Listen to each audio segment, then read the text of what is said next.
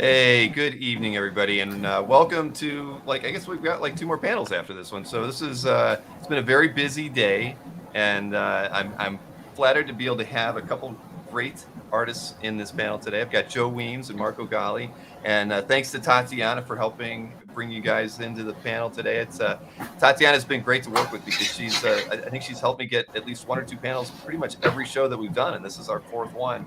And, I've worked with Tatiana for a long time, known her since the Big Wow days, but she's always been very, very, very supportive of anything that we do on Comic Art Fans or this channel. So I'm just glad that you guys are here, and we're gonna be talking about Top Cow and your time there. But I mean, I'm open to the questions that come in from the chat. Anybody that wants to talk about pretty much anything, I'm wide open after 2 days of panels and having a good time. So welcome to the show, both of you. A little bit of technical problems. Thank you. I know I've got Joe on his phone, so everybody knows he won't be able to see the chat comments, but I'll pull things up and ask questions as we run into them. And right. So Joe, you guys just moved to Colorado, right? So I mean, did you have a period of time where you actually just had to stop working? I mean, I don't. How did that work? Yeah, I sat on my hands for 3 weeks doing nothing. I got some sketches done for some commissions, but that was about all I could do. So I had none of my tools or my desk or anything. So that was a lot of fun. Are you settled in now? I mean, were you able to feel at home and get back to work? Good. It's cold. Didn't you know that when you were moving there? Yes. But nothing prepares you probably for that, right? Joe, it's been in the Sorry, go ahead. I'm a weather puss, so no, I knew it was coming, but it doesn't mean I like it. I was just going to say it's been in the 90s here. Wow. Well, it's snow. I live in Northeast Ohio, just north of, very close to Cleveland.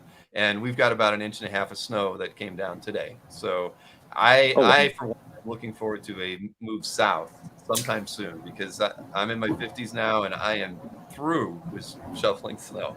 That's I got to put that in the far in the rear view mirror for me because I'm done. But Marco, and before we get started, I thought it was interesting. You've actually you said you haven't been on one of these panels before. Is that how could that be possible? You've been in the business for so long. You should have been on one long before this. Yeah, I just haven't done it. I think maybe because I've been out of comics maybe for a little bit. And then the last couple of years, I've had a couple of friends I've been talking to, and the love kind of reignited, especially last year being kind of cooped up a little bit. And it kind of made me realize I really miss drawing, just doing things, just being with comics. So I started reading a friend of Joe and I, Jason, he's been giving me some books to read and been doing some catching up. It's been good. It's been fun. Yeah. Awesome. And hey, Joe, for you, what's it been like with COVID and everything? I mean, when artists had to put their pencils down and all that, I mean, I'm sure you had the same angst that pretty much everybody, had. I mean, what's this period been like for you as somebody who's been actively, you produce a lot of work all the time. So what was that like, and how have you kind of coped without being able to go to shows, and what's your interaction with the co-creators that you work with too? It's the same as it always was. Like, look, we're artists, so we work at home, and I mean, nothing really changed other than the convention circuit, right? I mean, that was something that had certainly become a pretty major part of the supplementary income. So losing that, it was kind of it was a little hit or miss. I certainly miss, being able to go out to the shows and see people. But at the same token, I'm not a huge fan of conventions anymore. I loved them when I was a kid, but as an adult, getting up early and heading down to the show and setting up and then just working all day behind a table, it is not necessarily my most comfortable spot. I much prefer my work desk at home. So I don't miss that part of it. But yeah, I mean, it's been fine other than that. I mean, any work you do, when it comes to, like, if you work with other people, and collaboration, obviously as an inker, is integral. None of that changes because, as Marco will attest, we always worked from my home. We just had art tables set up, and he would come over, and we just sat next to each other, and all the pages were FedEx to us or overnighted to us, and then we just inked them and mailed them back. So we all never really had a lot of interaction with the pencilers, other than when we'd see them at social gatherings. All right. Well, sometimes. Yeah. Well, I was just going to say, though, the cool thing about working at Joe's studio was some of the artists did come visit us, Brandon would come visit us for a couple of days. Bat would come and ink for a couple of days. Danny came for a day and inked with us. Michael Turner even came one day, didn't he, Joe? Didn't we end up playing video games or something that day? We should have been working. we played a lot of GoldenEye. A lot of GoldenEye and a lot of Perfect Dark back in the day on N64. Oh man, I did too. That's great. So tell me a bit about those days. I mean, so you were working together a lot on that. I mean, it sounds like a Krusty Bunker situation where you just sort of you got what you got and you had to work through the projects. Or explain to me what that interaction between the two of you was like. Well, I mean, I met Marco really early in my career because of one of our friends owned a local comic shop that we went to every week. The Land of Uznaz Comics in Fountain Valley, California. Love that place. And when I first got my job at Harris Comics in 94, I realized quickly that I wasn't going to be able to meet all the deadlines to the level of quality that I expected of myself, because I was brand new. I was brand new to inking comics monthly, and I never thought I would need someone to work with. But it just turned out that through mutual friends we met, and Marco was also inking, and so I just brought him on board and said, "Hey, you wanna ink this stuff with me?" So Vengeance of Vampirella, I think, was the first stuff we worked on, and then Wasn't it Rook? Rook, yeah, it was Rook. Rook over Van Warmer, yeah. That was the first stuff, and then it just went from there. I wound up.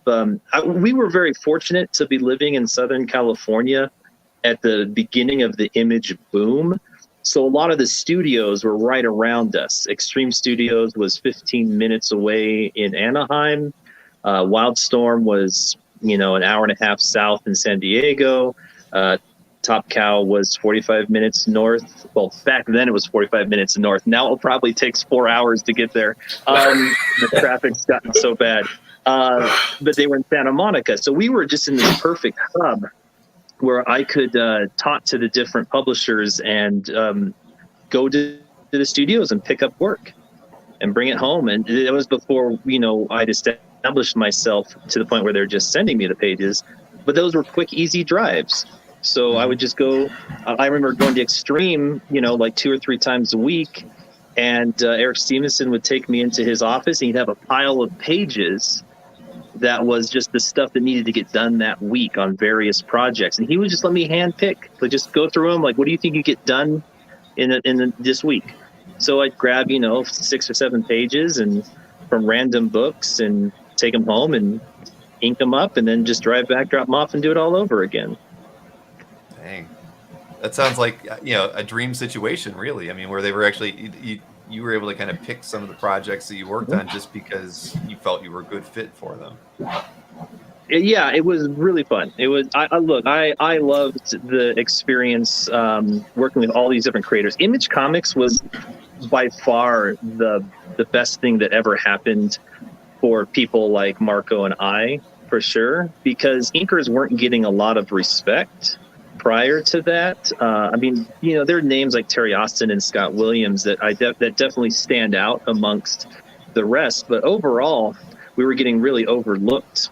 And with that image boom, there came a spotlight on flashy inking, or the inkers were putting more into it than what was commonly considered. So it was great. It was a great time, a lot of fun. They paid well, and yeah, it was a fantastic experience all around. So It was. Yeah. So you feel the same way, Marco? I do. It was it being in the middle of it, like you're in the middle of it and you're kind of absorbing what's going on, but upon reflecting, I see a lot of that. But like when I was in the middle of it, I'm like, oh my God, I'm working over Finch, I'm working over Benitez, I'm working over Silvestri. so yeah, it was a really good time. But like what Joe said, we were fortunate. Like Inkers finally got on the map. Like we were kind of like, this is good inking, this is bad inking, this is what inking does, this is what good inking does. So, and it's inking's a craft, like I learned a lot under Joe's wing. So having that table right next to him. So what, did you feel different pressures based on the pencilers that you were working with? I mean, I'm sure obviously you're adapting to what's on the page, but were there some artists, pencilers that you were more challenged by or felt you had to like up your game when you would sit down to work on those pages? Either one of you can answer that one. Well, it's interesting. Back in the early and mid 90s, I was fearless. There was no penciler that I didn't want to tackle. I think, and I've said this many times, the bottom line is being an inker, the most important thing is achieving your penciler's vision. And I always felt I had a really good handle on what the various pencilers I worked with, what they wanted their work to look like in the finished product. So getting there, it was never an issue for me. And the more challenging the pencils, the more fun I had.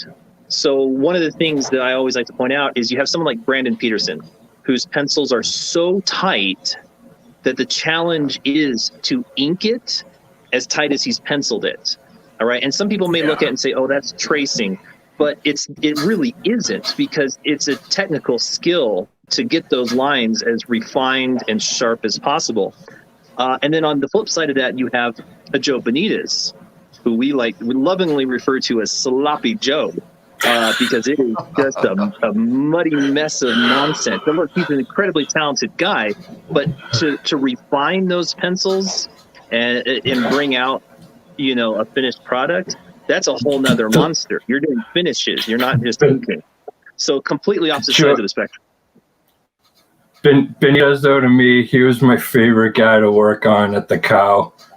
I just, he was Sloppy Joe, but it was awesome. It was a good challenge. I got to work on, doing a lot of backgrounds with him, like the dits, as we called it, the fades and gradations, and all these little lines that go in and out to give it a little bit of atmosphere. And yeah, it was just really cool. Yeah, Benitez was my favorite to work on. But like what Joe was saying, Brandon and Michael Turner really had to stick to the line, really stick to the line, commit to it, and just go. Got to go with what they have. Don't really, those guys, you don't embellish too much with them because it was all there, Right. Oh yeah. Yeah. I always, look, there's some fantastic pencilers that I've had the, ability to work with over the years. David Finch is probably one of the strongest pencilers, where his work is kind of a mix, where it is a little bit loose in the rendering, where you have to make decisions. But like Marco was just saying, the information's all there. It's solid, right? All the shadows, all the lighting, it all adds up. All the proportions, muscle structure, everything, it's there. And that becomes really, really fun because you can just get in there with a brush and brush in those shapes and then go back in with a quill for some of the rendering. And it's a really nice polished finished package. Someone like Mark, who in my career, Mark is definitely the best penciler I've ever worked with. I've inked a lot of people. I've inked Dale Keown, I've inked Will Spartasio, I've inked Jim Lee. Mark is bar none the best. The van is basically a Frazetta of our age, okay? Where it's, and if you saw his pencils, you would say, oh, that's kind of chicken scratchy, right? Like, how do you interpret those lines? But again, it doesn't matter because the information is there. Again, that lighting is so strong, the structure is so strong that it just becomes a joy to work with, to ink over. It is, I mean, it does take a little bit more interpretation, not as much as Joe Bonita's, but it does take some, of our own ideas to finish it and bring it out. But yeah, I mean, we've had such a large spectrum of different types of pencilers to work with over the years. It's just been absolutely wonderful. So a lot of fun. See, I would have thought Silvestri would have been a challenging penciler to work with, just because, I mean, I see it. I went to art school too. I just was never really a great artist, and that's why I do website design. But I look at his work and I get it too. But he has such a unique style that and it's always been prevalent in his work. Like you said, it looks like it's kind of chicken scratchy, but it all comes together in this marvelous page work. And I've just always been impressed by that. But I just always felt like, man, inking him must be a really, really huge challenge, just because he's somebody who you really have to be able to, like you said, understand what they're trying to get out of it, and make it look like he wanted it to look like when he drew it. And I just think that would be a huge challenge. Mark was challenging for me to do backgrounds. I thought Mark was challenging for me for backgrounds, but it was like one of those things, like you find a line and you just commit, So, and plus Joe would tell me what to do, like heavy up that line or something. He'd tell me. Well, look, even the first few times I inked Mark, I don't really necessarily feel I got it right. It took me some time to find that balance. But you get there. Because you look at what other people have done before you. Like, how did Dan Green handle it? How did Bat handle it? How did Scott Williams handle it? And then you can find the things, and then when you're looking at the actual pencils, you can see, oh, I see, that's the line they chose to go with. So then it becomes a matter of mix and matching what you think is going to be the most successful way to approach the work. And then like Mark was saying, you commit to that and you go with it. Because with Mark's stuff specifically, he'll just go in with the pencil. Like I've watched him pencil before, and he'll just kind of, chop in shapes. And so you wind up having like 2 or 3 lines, like on a holding line, like on a leg or an arm. And it's like, okay, well, yeah, which one of those is the one that you go with, right? And you kind of have to find that perfect medium in between. So I was going to ask that very same question next. Was the idea of do you look back to past inkers on someone's work to kind of get a feel for what works well, and use that as a kind of a guidepost, I guess, to figuring out how you would approach it. But I mean, is there ever did you have interactions with Mark where he would not to say like be critical of it, where he might give you some direction on, this is really what I was trying to come up with, and you didn't hit it, you didn't hit the lines I thought, or what kind of interaction typically would you have with that sort of like him? The only interaction I got, like the only sort of feedback I got like that, was the first book that I actually got to do with him, like the full book, I think it was New X-Men 151, and the first batch of pages I turned in. When I drove up to the office to hand them in, I sat down and chatted with him, and I remember him pointing out like one face in particular, and he was like, yeah, I think the holding line on that face is a little thin. And that was it. And then after that, it's like, okay, mental note, right? He wants that to be a bit bolder. He wants that to pop a bit more. And then from there, you just kind of, you never forget. Right? Like I remember my very first interaction with a professional inker was Art Nichols at San Diego Comic-Con back in 1990 or 91. And a friend of mine who was breaking into comics, who you may know now, Dan Slott, he's created quite the name for himself. Mm-hmm. He introduced me to Art, and I showed him my samples, and Art he might have been gruff about it, but it doesn't change the fact that all the information he gave me was very correct. right? He explained to me the difference between hair, like how you would ink someone's hair. Like, look at my hair, look at your hair, look at that person's hair. It's different. You want to create different textures to bring that out. These lines up front, you want to pop those. You want to be bold, and then kind of fade back the stuff in the background so that it doesn't, interfere with what's happening in the foreground, etc. It was just basic inking advice. But you hear it from someone who's a professional who's been working for, decades, and you absorb that and you never forget it, right? You never forget that sort of feedback, and it was invaluable, right? I mean, it definitely set me on my path to doing things the right way. So I absolutely appreciate it.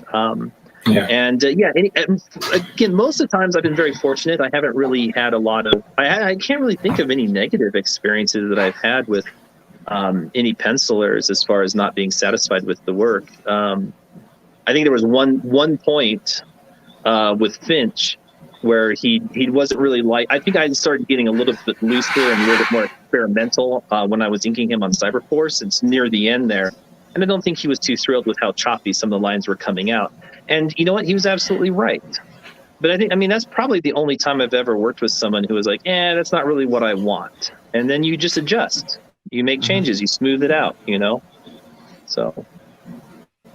Understood. Well, it's got to be a challenge, though. As far as the whole process and the timeline to get a book together, there isn't a whole lot of time for that interaction. And it's not like you're going to be able to go back and really rework multiple pages if they felt something needed to be changed a bit. I mean, I guess it could happen, but it's not something that you just learn from it. You just move on from that experience. Yeah. I mean, and as Marco will tell you, I mean, we were doing multiple books at that point. We were doing, we were working over 3 different pencilers on a monthly basis right around then. We were doing Cyberforce over Finch. We were inking we were finishing up Benitez on Weapon Zero. And then we were just doing fill-ins on whatever other stuff Top Cow was having us do. So it could have been Anthony Chun's 9-volt stuff. It could have been. I was just going to say that. Yeah, it could have been some of Brandon's, early, stuff. I think even before Arcanum, there was just fill-in projects. There was so many things, so many different pages coming through the house. So yeah, we were always very busy. It was fun. Good thing. And so you kind of had a shared studio space where you were doing all this for the most part, or would you be separate? Yeah, primarily. Most of the time I'd be going to Joe's place because he had multiple tables. For a while, John Levisay was his roommate inking, so I had the table in the middle, so I was getting work from both of them. So that was kind of cool. We just worked from home. Once in a while, I'd take pages home, maybe to get a jump on for the next day, grab a bunch and border them off while I'm watching TV or something at home. And then, come next day to Weems's and just pound them out, Sure. I had a really cool condo in Huntington Beach where we'd taken so it was like a tri-level place, and the living room was on the bottom level, and just above it was the kitchen and dining room area, and the dining room essentially looked over the living room, and we had converted that into a studio. So we had 4 art tables set up, 3 facing the living room, and so we had like the big screen TV was down in the living room below us, so we could be sitting up there and have that on and just, put like a movie on in the background while we worked, and then behind me, I had the 4th table set up as well. And we had some really pretty intense deadlines in, there in the mid to late 90s when we were working with all these different artists, and we would have people come over. I remember Darkness #1 deadline, Bat was behind, and he literally drove down from Santa Monica. And this was like over the week of Halloween, and I was famous for having my annual Halloween parties. And so he came down, and he sat up behind me. We got one of his assistants to come down and help. Marco was there helping, and we just cranked that book out like in a week and a half. He went home for Halloween night, and then came back the next day to finish the deadline. So yeah, it was crazy. It was a lot of fun. So what's it like working on a project like that? I mean, Darkest One. So I mean, when you're working on it, what are your what's your thoughts on when you're working on a new property like that? I mean, obviously you must have known that it's got to feel a lot of pressure, but it's got to be exciting and fun. And but tell me what that was like. I mean, clearly the deadline was pretty crazy, wrapped around a Hollow Weems event. Well, really, honestly, no pressure because it wasn't my book. I was just helping out. So it was a lot of fun. So you're saying like the inkers have kind of got one of the best spots in the production cycle. It's like you got no pressure. This book could fail. I'm going to be inking something different tomorrow. Well, I mean, yeah, go ahead. Oh, well, okay. Well, I was just going to say that the idea that you know that there'll be more work, right? So whether it's a hit or it's a miss, it's not important. But I would think in a weird way is, you want to make sure that their books continue to be successful. So when they're rolling out a new product, that's why I was thinking, well, or a new property that you would think, we got to make this thing great so that I have guaranteed work for the next 12 months, right? I mean, it's in some way I would think, as a self-employed person like you both are, that's got to be in the back of your mind when you're working on things like that. Yeah, but I think part of it, Bill, is we're kind of comfortable with the level of work that we're doing. Like I know I'm not doing faces. Joe's doing that stuff. So like I had my job and I did it well. You know what I mean? And I could do it quickly. So yeah, I mean, there was. I guess the only thing that was like, I guess pressure would be just trying to get it right, but that came like the first couple of pages to me. I mean, Joe could analyze anything and do it really quickly.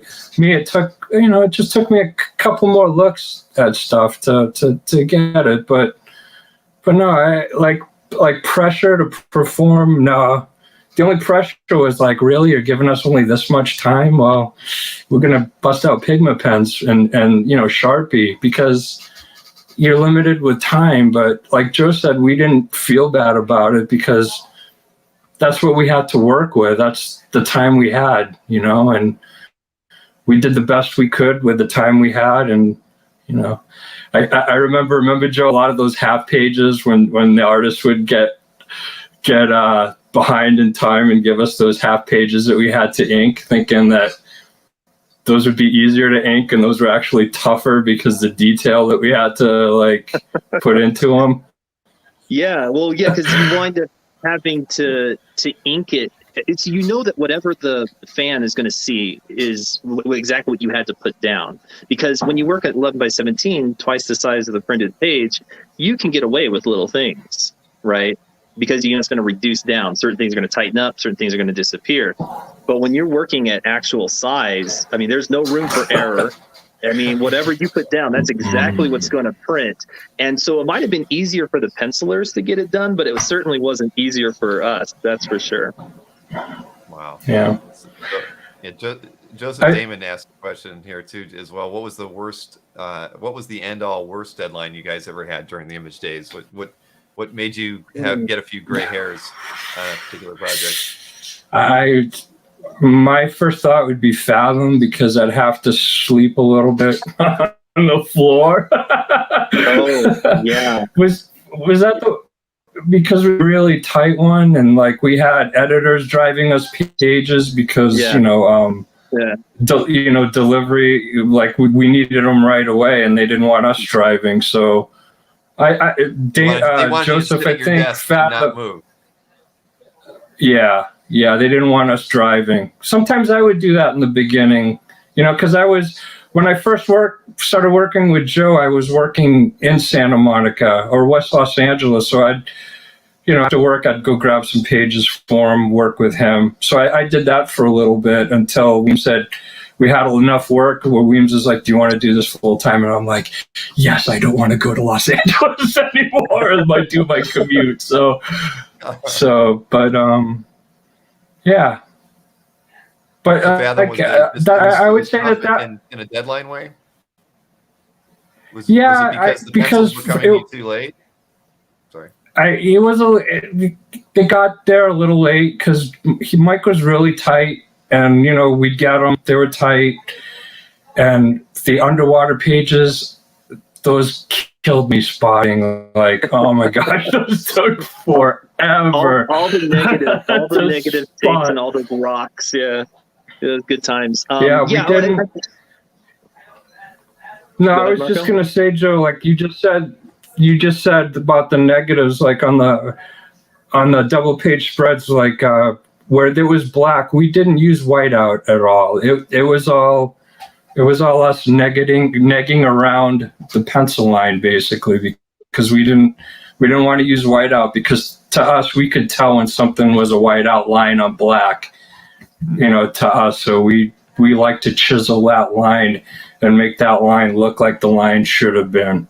I don't know. That was just something that Joe and I took a pride on. Like, I remember for Fathom, we would say no whiteout unless we made a mistake, and that's what we would do. So we used to do little crazy things to keep us motivated. But you slept on the floor during Fathom. That's the crazy part. Sometimes. I did. I was only a couple of miles away from his house, so I just, Joe, I'm taking a nap until pages come in. It wasn't worth going home. I could sleep. It's comfortable. All my buddies are there, so. We didn't draw anything on him while he was sleeping. It's fine. We were very respectful. So, but I think you're probably right. I think Fathom, especially Fathom #1, because it had all those alternate pages. I think there was 3 points with. I think it was like page 1, 9, maybe 15 or something like that. They had different versions of the page from a different character's perspective, and then they sold those as like A, B, and C, with of course varying covers for each of them. You gotta get them variants in, it was pretty intense. Yeah, I mean, Mike was always late on his deadlines, for sure. Yes, he was. I'm getting feedback. Okay. Anyways, wait, hold on. I think Tatiana's got. She got the laptop to work.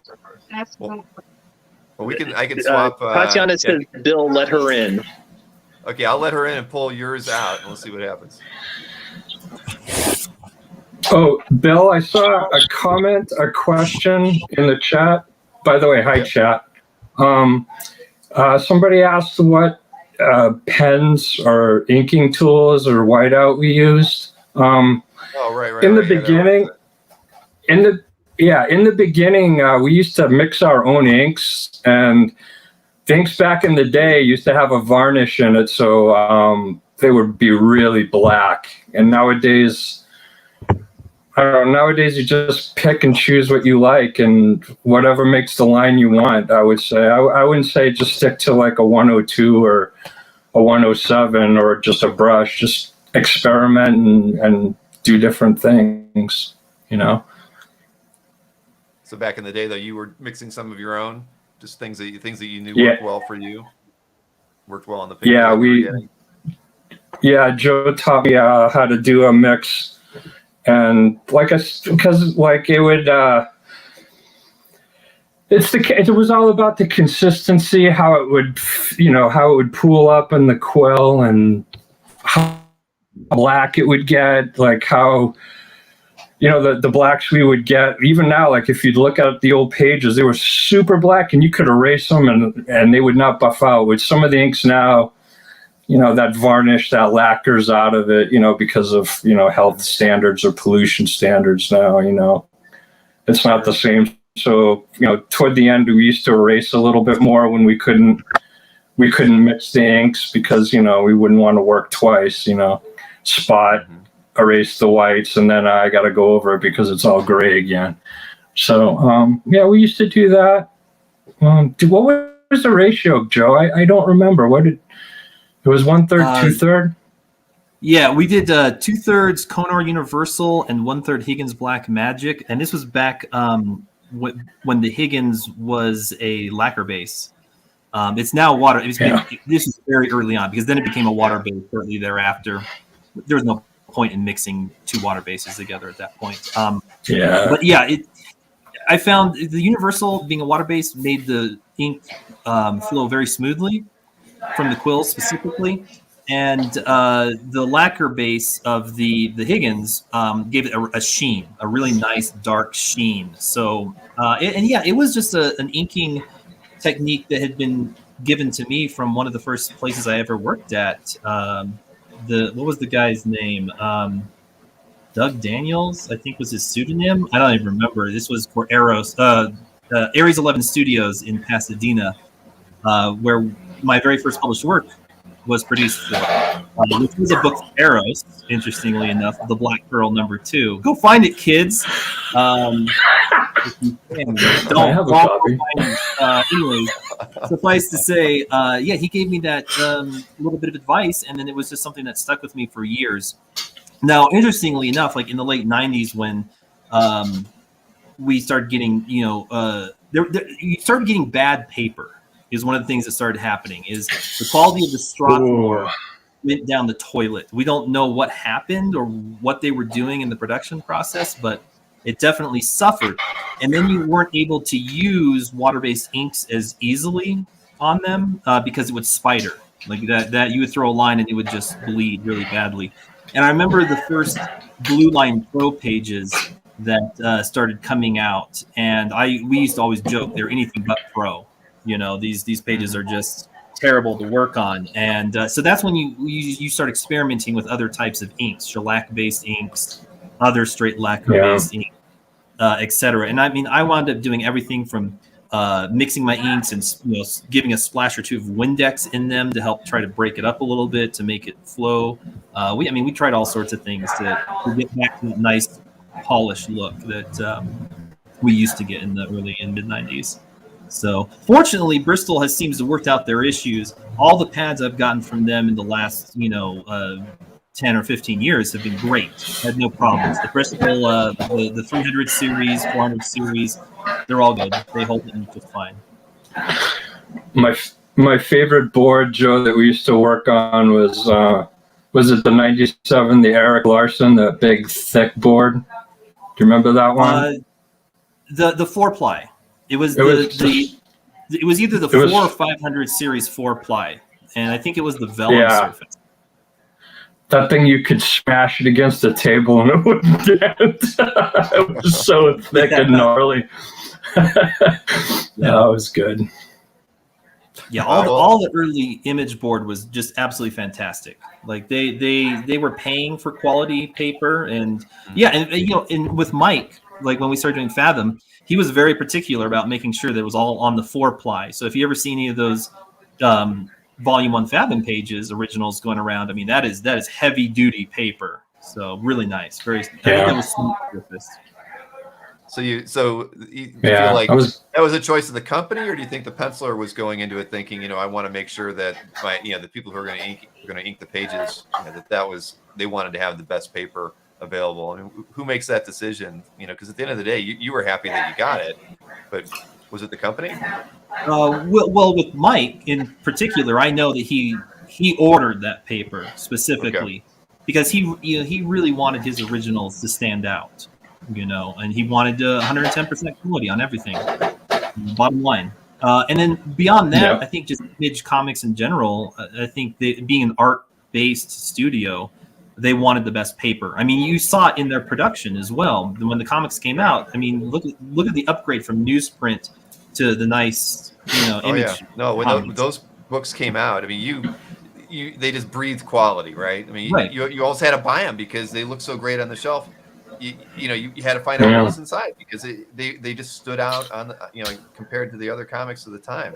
And before I don't want to forget about it, the thing is, I look back at that time period and really, both of you did help really define the look and feel of that. You mentioned the chiseled look on a lot of things, but the work was so beautiful. But I mean, what we end up seeing at the end of the day is the line work that the inkers put into it.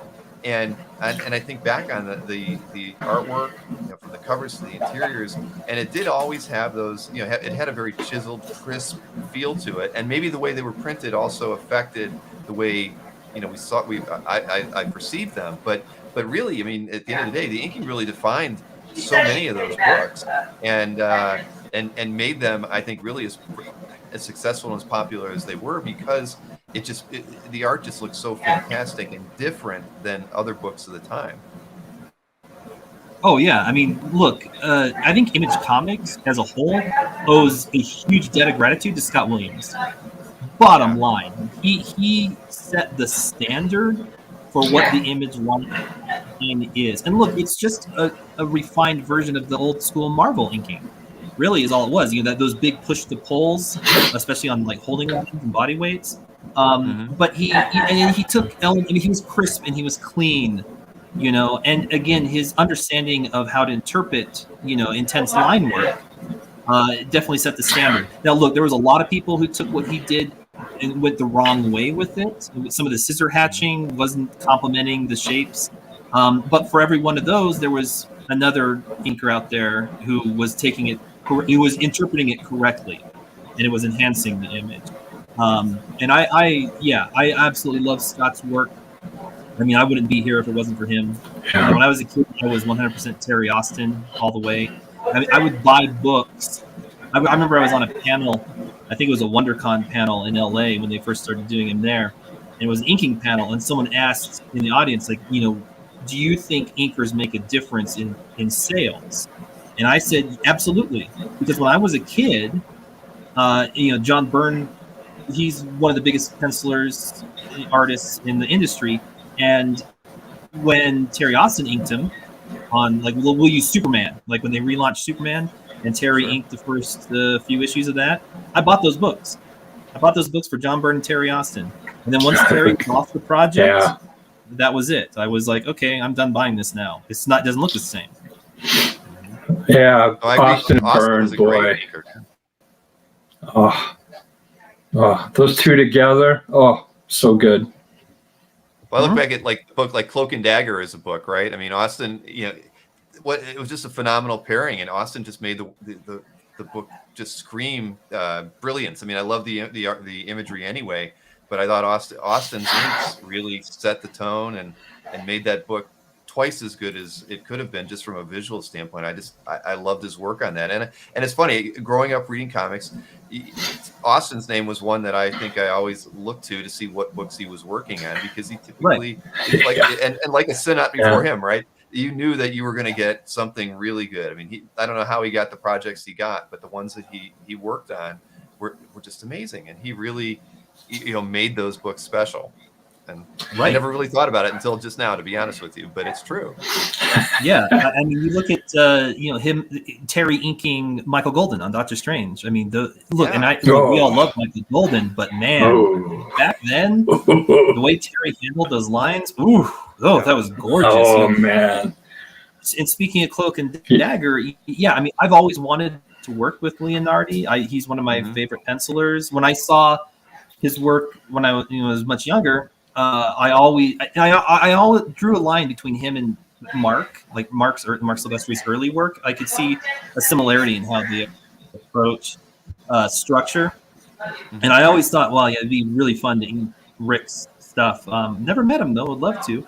But when Terry inked on that, I mean, it just was heads and tails above, you know, what we'd seen before. Adams did issue 9. And Terry inked that as well. Like, look, anytime Art did something back in the mid '80s, and Terry was inking it, whether it was the X-Men annuals or, you know, those fill-in issues, I mean, it was just gorgeous stuff. So there's a Barry Windsor Smith fan group on Facebook, and lately they've been hold on, Fed, can you go around the front? I'm on a call. Somebody's delivering some pencils. Sorry, right now. The back door. I don't know what's going on. I don't know what's happening. Regardless, you know, seeing the Barry Windsor Smith fan group lately, they've been posting the black and whites from the Life Death. Like, they did Life Death #1 every single page, and now they're doing Life Death 2. And Life 1 was so, I mean, that was Terry inking Barry, and it's so funny to see how he interprets Barry's work. It's not as juicy, but it's so refined and tight, and it was just of its era, right? So I always loved that stuff. I would go on my way to pick up those books. God, black and white is so rad. Yeah. Oh, I love black and white. One, But some of my favorite One- books that are coming out in the last decade have been from Sean Gordon Murphy. Whenever he just does his own stuff, whether it was Punk Rock Jesus or whatever, and you've seen those black and whites is just gorgeous. one of Comic Connect do an opening for him. His work's phenomenal. Oh, he's so good. during our off days, Weems and I, when we'd go to the comic shop, at the time they were printing.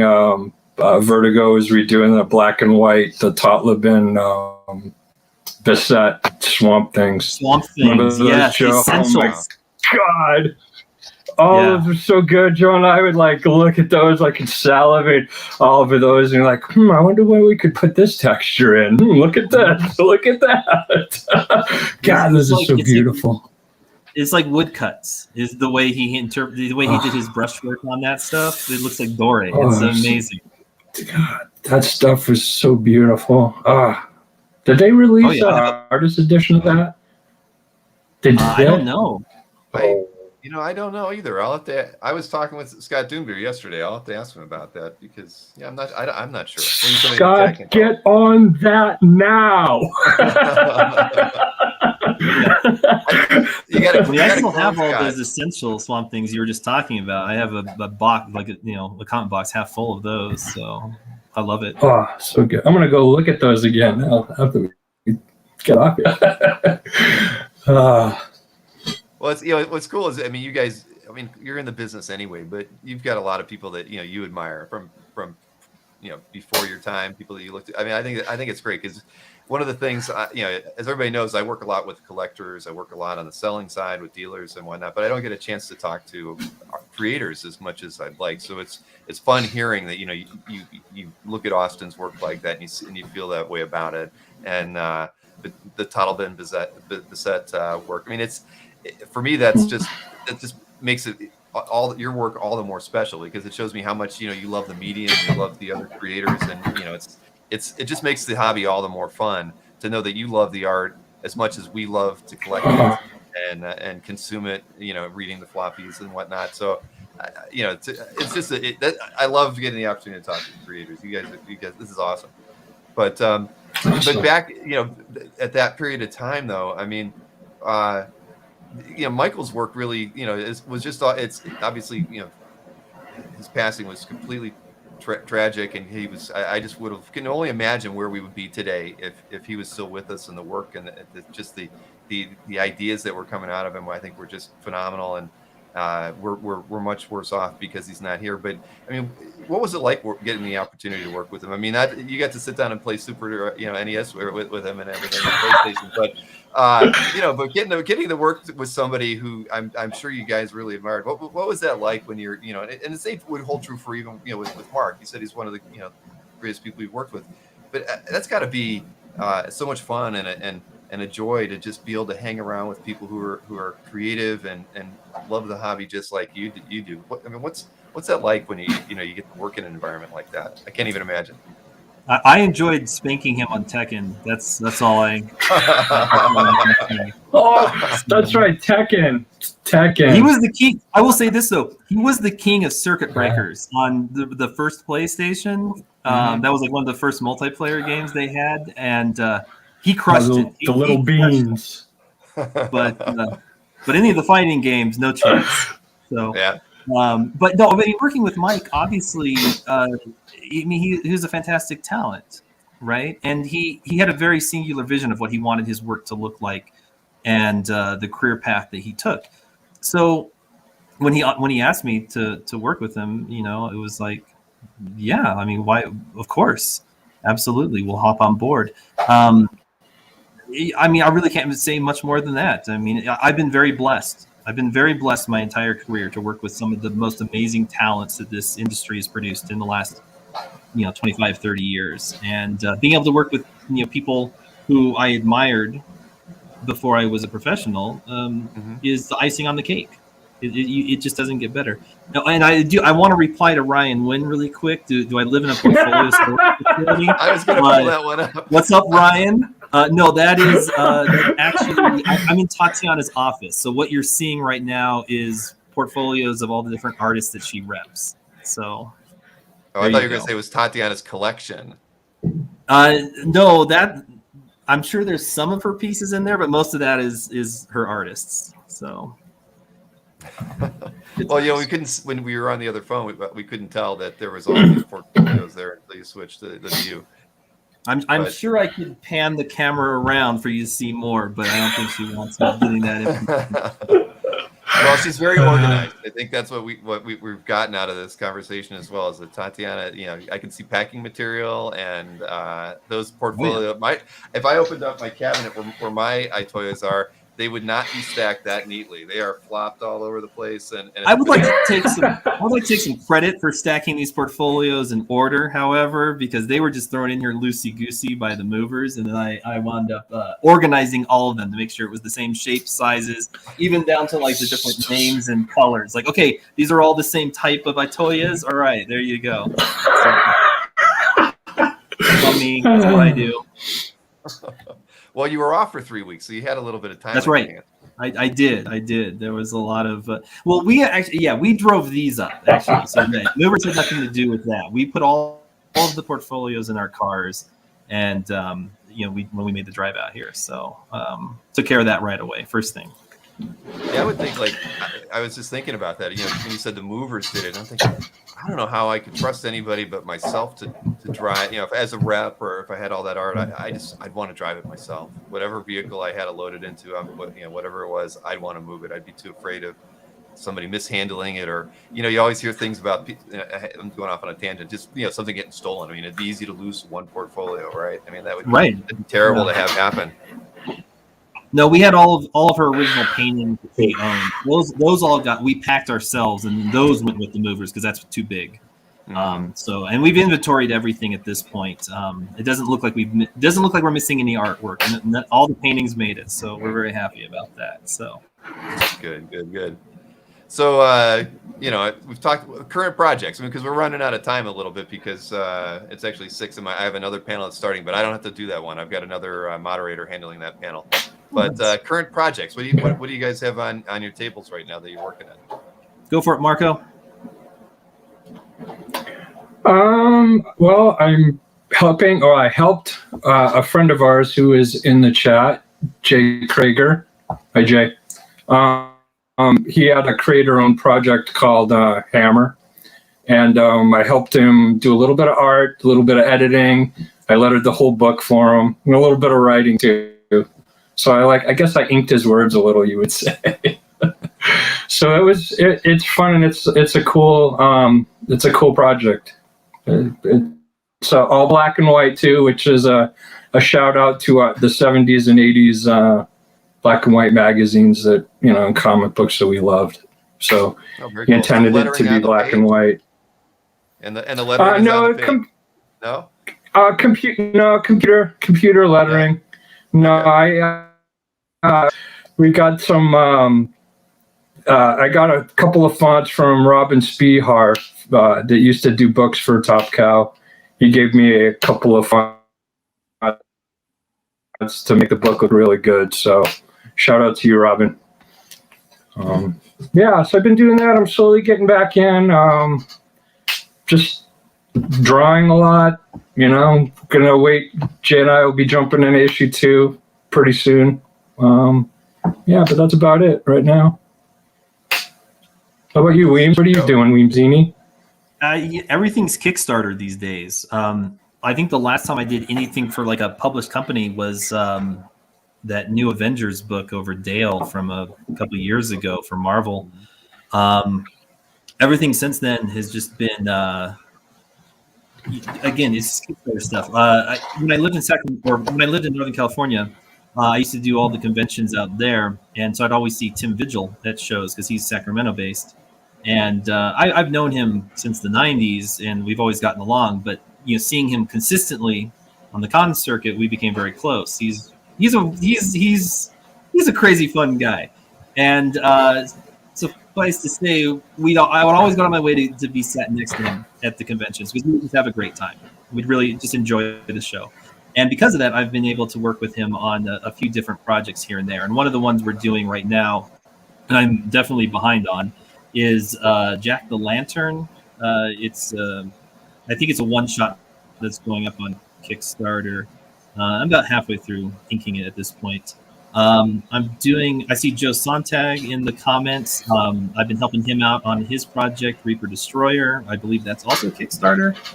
And then there is a book that has been taking up the majority of my time, and that is American Carnage. And I don't really know how much I can talk about it because it's for a Hollywood production company.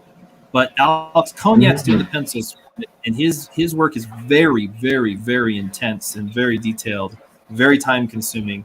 But the pages come out looking gorgeous. And my understanding is they're going to use those as the springboard for storyboards for whenever it gets used. So those are the three major projects that I've just been kind of juggling between my commissions over during this whole COVID phase. So yeah, well, I don't know when all that stuff's coming out. I did a pinup for Prager for his Hammer book as well, of his villain Loki. That was a lot of fun. So there you go. Shout out to my boy Jewett. Everybody's got a a handle you've given to everybody now. So I like that. Halloween's is is an event, and Weemsy.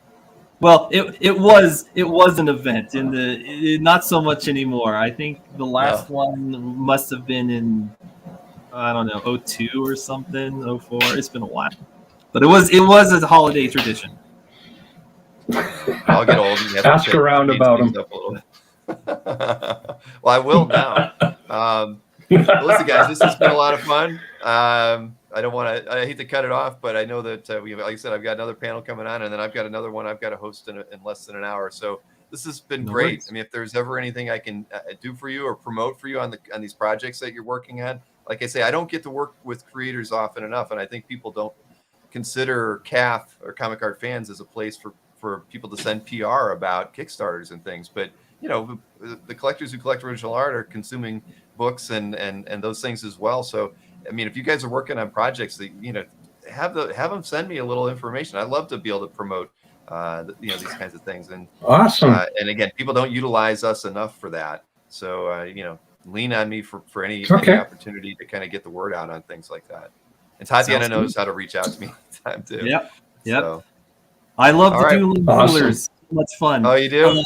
Yeah. Oh, yeah. Those are great. So, I would like to, on a finishing note, I just wanted to kind of brought back to what you're talking about, us being fans. I think all artists, especially comic book artists, professionals who work, we all started as fans.